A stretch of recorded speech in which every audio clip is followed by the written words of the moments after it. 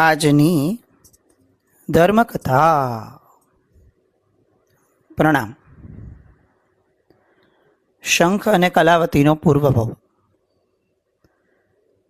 અને એ પૂર્વભવની અંદરમાં વાત ચાલતી હતી પેલા પોપટની.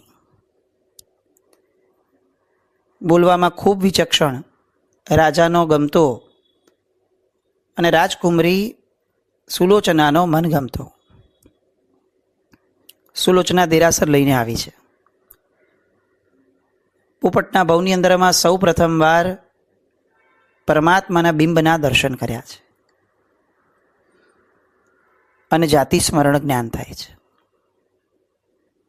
આપણે આવી કથાઓ સાંભળતા હોઈએ તો આશ્ચર્ય પણ જન્મે, કુતૂહલ પણ જન્મે કે તિર્યંજના ભવની અંદરમાં આટલી સાહજિક રીતે જાતિ સ્મરણ જ્ઞાન થઈ જાય.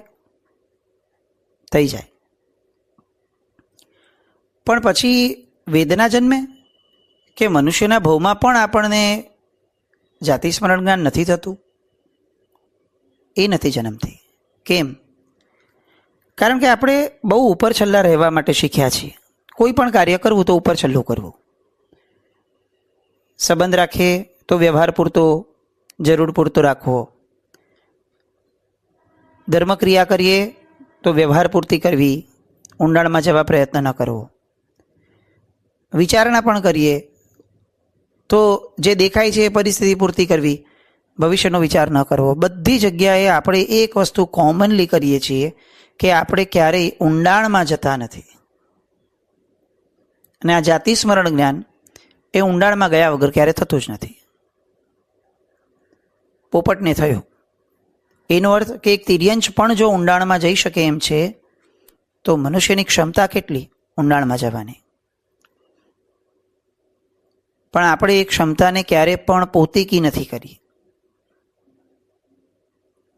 ચાલો હવે કરવી છે. કારણો શોધવા જશું તો ઘણા કારણો મળશે કે ભાઈ મૌનીય કર્મનો ક્ષયોપશમ નથી, આપણો પુરુષાર્થ નથી, આપણી આગળ જીવનમાં સમય નથી, આપણી આગળ એટલું જ્ઞાન નથી. 500 કારણો મન કાઢી શકશે કે આવું તો થઈ શકે. અને દરેક કારણ માન્ય છે, બધું બરાબર છે. બહુ સાદો સરળ સવાલ છે, હવેથી કરવું છે? જાતિ સ્મરણ જ્ઞાન ન થાય તો કમસે કમ મતિજ્ઞાનનો ક્ષયોપશમ વર્તમાનનો એ તો ઊભો કરીએ. આવા દ્રષ્ટાંતો સાંભળીએ ત્યારે મનને થોડો ઝટકો તો આપીએ, ઘા તો લગાવીએ કે હારું એક પોપટને જાતિ સ્મરણ જ્ઞાન થઈ જાય અને આપણે માણસ થઈને ન કરી શકીએ. આ તે કેવું? પોપટને થયું, એને યાદ આવ્યું કે હું પૂર્વ ભવની અંદરમાં મુનિ હતો. મારી નિશ્રાની અંદરમાં અનેક લોકો ભણતા હતા, અનેક સાધુ ભગવંતો.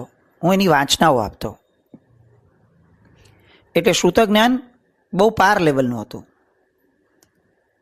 પછી તો કે બધાને ભણાવતા વિચાર આવ્યો કે બધાની માટે ઉપધિઓ, પુસ્તકો, આ બધાનો સંગ્રહ તો કરવો પડશે તો આપણે ભણાવી શકશું. એ તો આવશ્યકતા છે. તો એ આવશ્યકતા અનુસાર એવો નાનો આવશ્યકતા મુજબનો સંગ્રહ કરવાનો શરૂ થયો. પુસ્તકો રાખ્યા. પછી જે પણ ભણે છે એ લોકોની અનુકૂળતા માટેની કેટલીક વસ્તુઓ રાખી, પણ બધું આવશ્યકતા અનુસાર રાખ્યું. અહીંયા સુધી કોઈ પ્રોબ્લેમ હતો? તો કે નહીં, આ તો ઉલટાકનો આનંદનો વિષય છે, આ તો લાભનો વિષય છે, પરાર્થકરણનો વિષય છે, નેતૃત્વ તો આવું જ હોય. તો પછી સાધુપણા પડ્યા પછીથી તિર્યંશ ગતિ કેમ થઈ? સાધુપણાની અંદરમાં જો આયુષ્યનો બંધ પડે તો ચોક્કસપણે એ ભાવ સાધુપણું હોય તો ચારિત્ર દેવલોકનો જ ભાવ મળે. તો ભાવ સાધુપણું ગયું કેવી રીતે?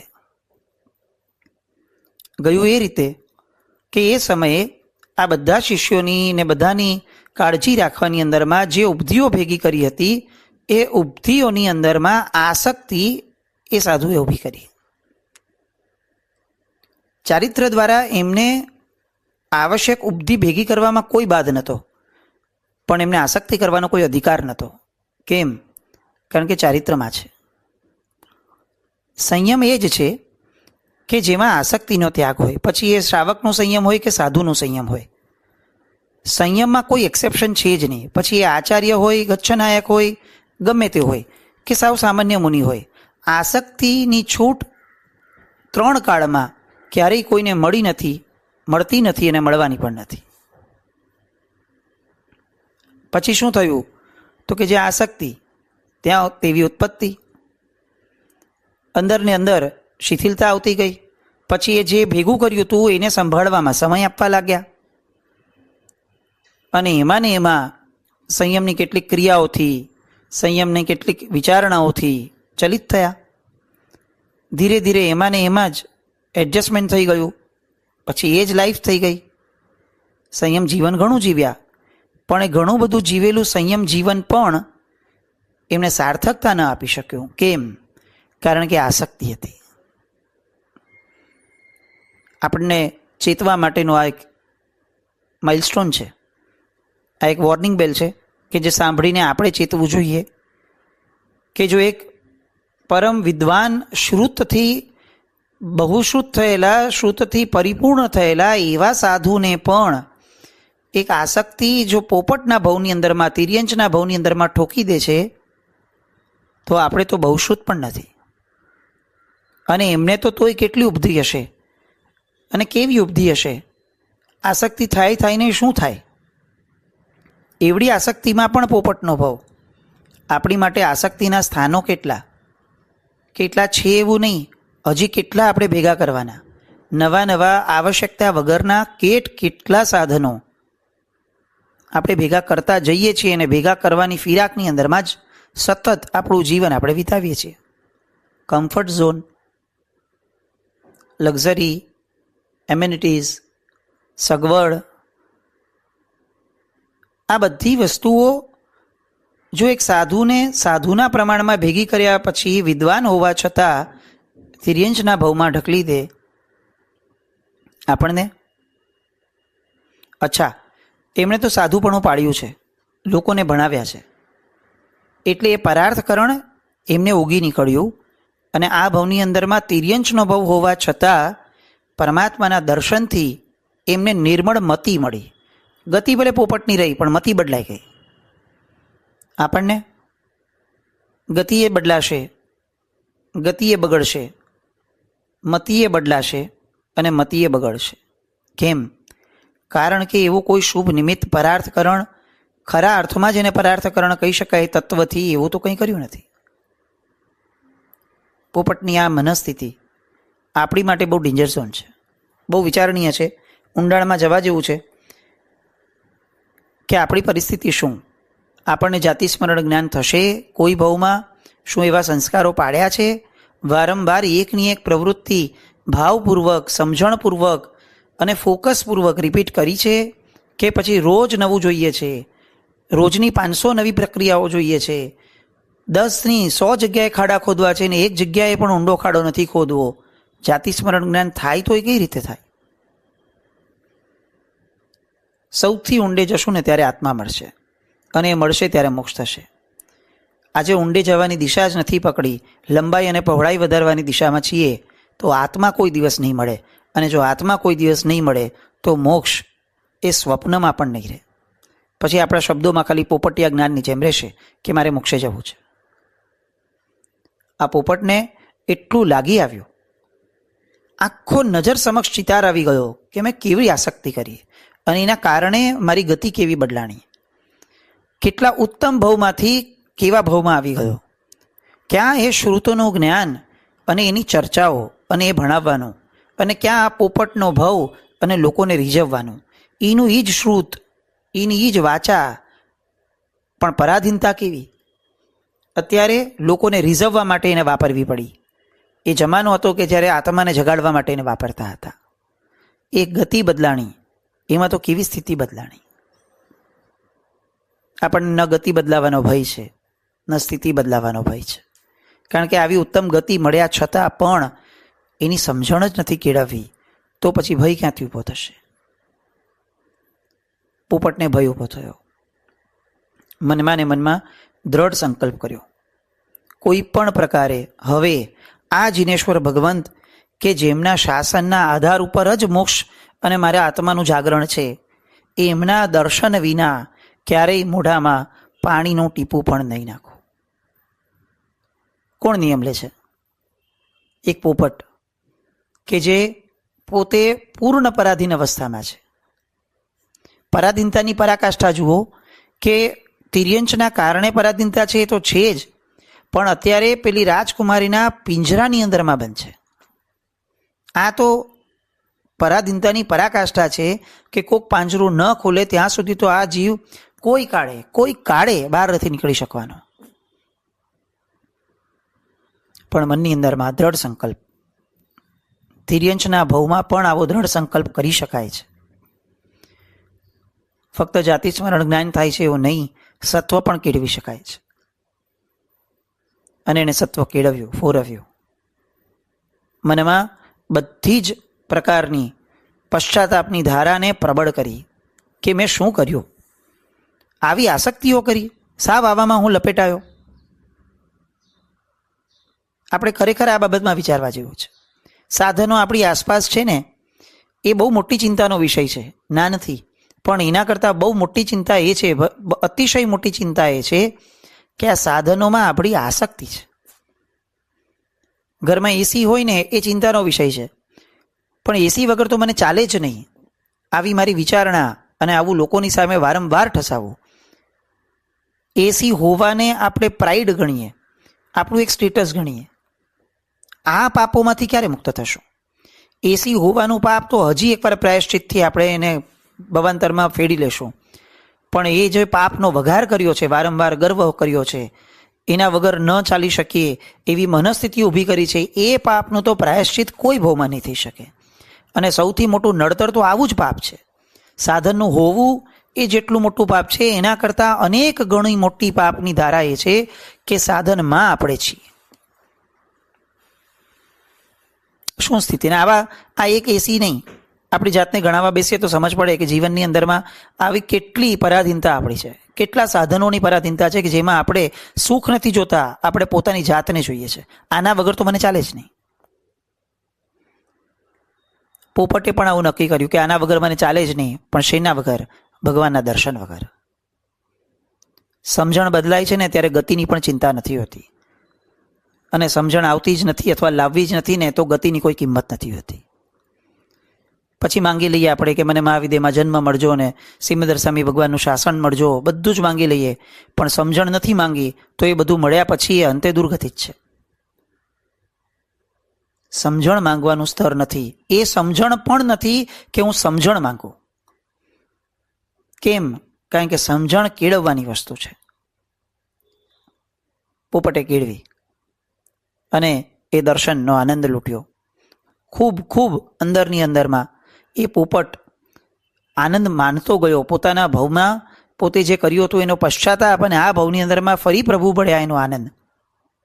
અહીંયા હજી એક વાત વિચારવા જેવી છે. કેટલો વાચાળ છે આ પોપટ, બધું જ બોલી શકે છે.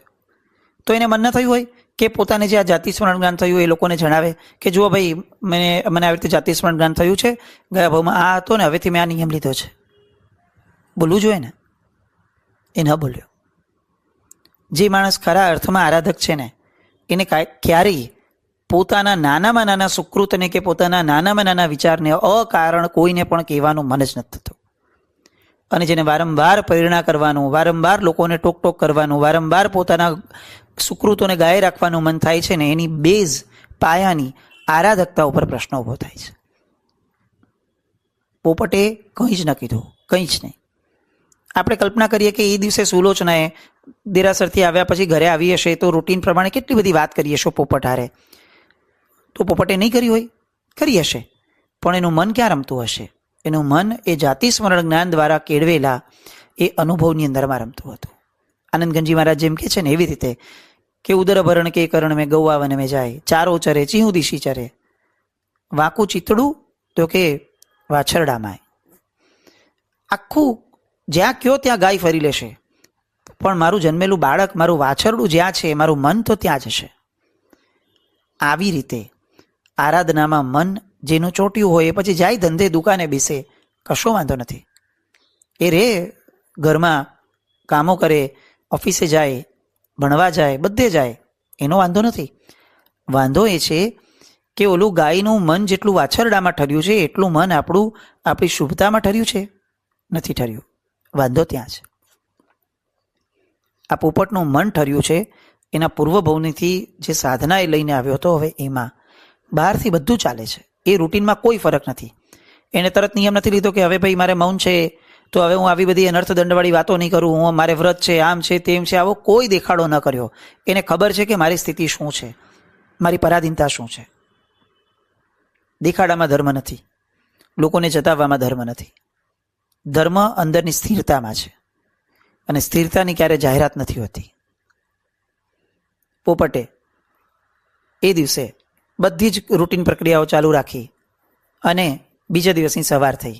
સુલોચનાએ જે પોતે રોજનો ક્રમ હતો એ પ્રમાણે એને ખવડાવ્યા વિના હું ન ખાઉં, આવી જે આખી એના પ્રત્યે પ્રીતિની ધારા હતી, એ પ્રીતિના ધારાના આધારે એણે પોપટનું પાંજરું ખોલ્યું. કેમ? તો કે હું પોપટને ખવડાવીશ. આ રોજનો ક્રમ છે, દિવસાઓ અને મહિનાઓથી ચાલે છે. પાંજરું ખોલ્યું એવો તરત જ પોપટ લાગમાં હતો કે હવે આ પાંજરામાં નથી રહેવું મારે. મને આ રાજકુમારી પ્રત્યે કોઈ વેર થયું છે? નહીં, જરા પણ નહીં. મને હવે પ્રભુના ધર્મ પ્રત્યે, પ્રભુ પ્રત્યે રાગ થયો છે. કોઈના પ્રત્યે દ્વેષ કરીને રાગ નથી કર્યો એને ફક્ત રાગ વધાર્યો છે પ્રશસ્ત સ્થાનમાં. જેવું પાંજરું ખોલ્યું અને ભાગ્યો, ઉડી ગયો. હાહાકાર મચી ગયો. સુલોચનાનું ગમતું આટલા મહિનાઓને વખતથી જે પાંજરું રોજ ખુલતું હતું સવારના ભાગમાં અને રોજ એને ખાવાનું અપાતું હતું, એક પણ વાર એ પોપટ ક્યારેય ભાગ્યો નથી. ને આજે આ અચાનક શું થયું? પોપટ ભાગી ગયો. ફક્ત એક પોપટ નહોતો ભાગ્યો, સુલોચનાનો સૌથી માનીતો, આ જગતનું સૌથી માનીતું સ્થાન જે હતું એ ઉડી ગયું હતું. હાહાકાર મચી ગયો, ચકાચોંધ મચી ગઈ, ચીસાચીસ થઈ ગઈ કે પોપટ ઉડી ગયો, પકડો એને, ગોતીને લાવો. આવી રીતે પોપટ ઉડ્યો જ કેમ? આ ભાવ સુલોચનાના મનમાં અતિશય ગાઢ રૂપે બન્યો. પોપટે આવું કરવું જ ન જોઈએ. રોજ આ રીતે થતું હતું, આજે એ મારાથી દૂર ભાગ્યો જ કેમ? આ આધિપત્ય, આ પોઝેસિવનેસ એ સુલોચનામાં પ્રગટી. જે રોજ આપણું માની લે ને એના પ્રત્યે આપણને પોઝેસિવનેસ આવી જાય.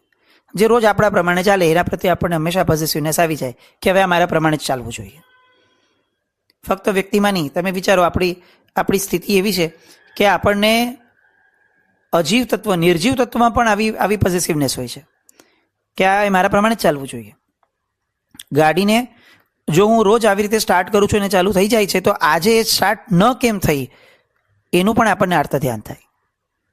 મારા પ્રમાણે કેમ ન ચાલ્યું? ક્યાંક ગર્ભિત અહંકાર એ આપણે નિર્જીવ સાથેના વ્યવહારમાં પણ રાખીએ છીએ.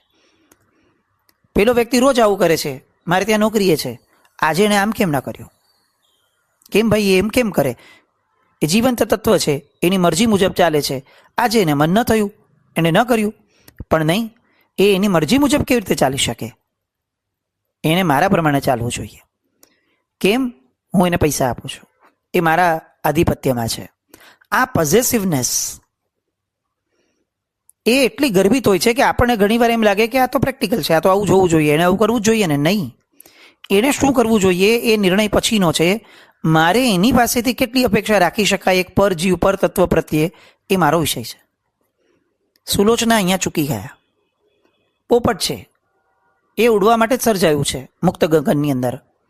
પાંજરામાં બાંધીને મેં રાખ્યું હતું, રહ્યું આટલા વખત સુધી. હવે એને મન થયું તો નીકળી ગયું.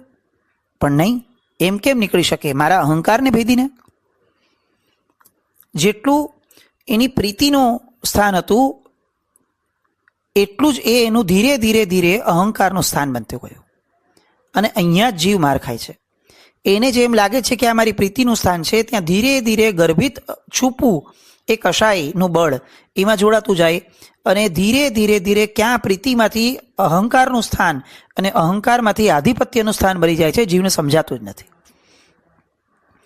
આ બધી વાતોનો ઉઘાડ એટલા માટે કરાય છે કે આપણને એક્ઝેક્ટ ખ્યાલ આવે કે શંખ અને કલાવતીના ભવની અંદરમાં જે પણ ઘટના બની એના કારણભૂત તત્વ તરીકે ઘટનાઓ જ ન હતી, સાથે એની પાછળની વિચારણાઓ પણ હતી. કઈ વિચારણાથી બધું થયું છે એનો પૂર્વાપર સંબંધ આપણે જોડવાનો છે. આપણને ખ્યાલ આવે કે ફક્ત ઘટનાઓથી કાંઈ થતું નથી, પાછળની વિચારણાઓનું બળ બહુ જ મોટું છે. એ ઉડી ગયો. ઉડીને એ તો જવાનો તો ફિક્સ, એની આગળ તો એની દિશા હતી કે જિનાલયમાં ગયો. જિનાલયમાં દર્શન કર્યા, ખૂબ સંવેદ્યું પ્રભુનું એ દર્શન. પછી તો કે પાછો વયા જાવ સુલોચના પાસે? તો કે નહીં, નથી જવું. કેમ? તો કે પાછું પિંજરામાં, અને મને હવે એવી પરાધીનતાવાળું જીવન નથી જોઈતું. સરયું આવા બધા જીવનથી. ગયા ભવનું પરાર્થકરણ પણ જો મને નથી તારી શક્યું, તો આ ભવની પરાધીનતા મને શું તારશે? સાધુપણામાં શાસ્ત્રના અર્થો પણ જો મને નથી તારી શક્યા આસક્તિના કારણે, તો પછી આ ભવમાં આવી વાચાડતા તો મને શું તારશે? નથી જોઈતું કંઈ જ. વારંવાર આવા પ્રભુનું સાનિધ્ય મળી રહે એ આશયથી એ હવે પ્રભુના જિનાલયની નજીક રહેલા ઉદ્યાનની અંદરમાં વિહરવા લાગ્યો. એને એમ હતું કે હવે હું મુક્ત થયો, પણ એને નહોતી ખબર કે તને મુક્ત થવાનો દોસ્ત અધિકાર નથી, કારણ કે તારી ગતિ પરાધીનતાવાળી છે. તારી મતિ તારા હાથમાં છે, તારી ગતિ તારા હાથમાં નથી. એકવાર તારી ગતિ બદલાણી પછી નિર્ણયનો અધિકાર તારા આગળથી છીનવાઈ લે છે. મનુષ્ય છે, રાજકુમારી છે, એમ કેવી રીતે ભાગી શકે પોપટ? દોડાવ્યા સૈનિકોને, કોઈ પણ ભોગે પોપટને શોધો, અને પોપટનું શોધખોળનું કામ શરૂ થયું. પોપટ પકડાયો, એ જ ઉદ્યાનમાંથી પકડાયો, ઝાડ નાખીને પકડ્યો, ફરી પાછા લાવ્યા સુલોચના પાસે. અને સુલોચના એ હવે પોપટ પ્રત્યેની પ્રીતિમાંથી કઈ કઈ રીતે માઇન્યુટ કન્વર્ઝન અને ડિરેક્શન એનો બદલાય છે, એ વાત માટે આવતીકાલે મળશું. પણ મેં જેમ કીધું એમ આ એક ઘટનાને આપણે શંખ અને કલાવતીમાં જે થયું એની સાથે સરખાવવાની છે, તો જ ખબર પડશે કે શંખને આવો વિચાર કેમ આવ્યો, કલાવતીને આવો વિચાર કેમ આવ્યો. એ બધાના મૂળિયા આ વિચારણામાં છે. કાલે મળીએ. જીના કંઈ પણ બોલાય તો મિચ્છામિ દુક્કડમ. જૈનમ જયતિ શાસનમ.